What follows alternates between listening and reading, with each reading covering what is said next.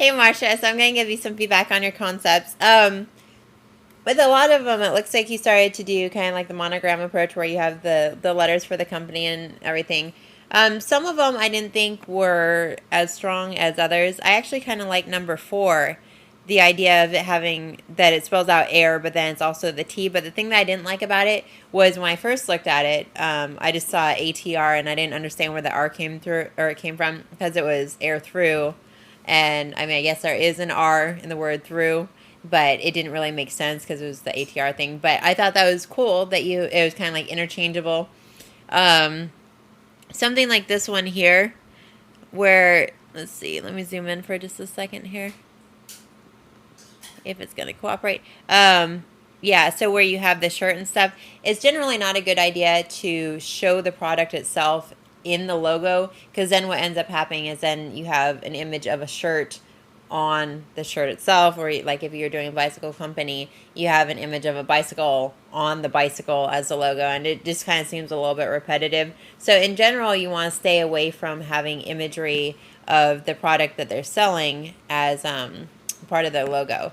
So it's interesting that you're trying to show the idea of the air going through it, but that's going to be really difficult to depict. And when you see this, like I thought it was just like bricks or something. So that illustrating air going through a material, it's kind of a complex thing to try and show. So I would take a look at kind of what the competitors did that you have here, where a lot of them are going to be just these very sleek, kind of modern looking geometric shapes, kind of with the Adidas and the Nike swoosh.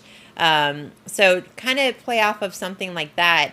And you can try and do even still the A and the T, but maybe like as the middle section of the A have something more stylized, kind of like the swoosh, where something's like kind of going around it, you know, which kind of shows the whole motion of air or something flowing through it. So, you know, maybe have like, let's see if you have something I can just point to, you know, the A, like the 2 lines going up, and then have something like this coming around the middle of the A, where it's that shape, and maybe even it goes up and crosses over the T or something. So play around with something a little bit more elegant, a little bit more geometric.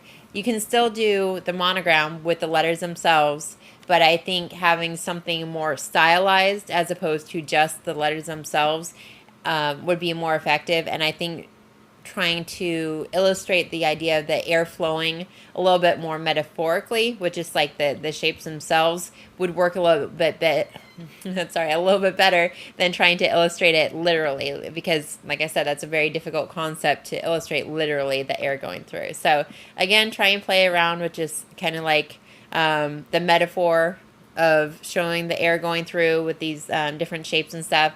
And, you know, don't copy the Nike swoosh exactly, but just that idea of like motion and something flowing. So again, I want to see you play around with some different ideas, playing with different shapes, and try and get that idea across, but not quite so literal.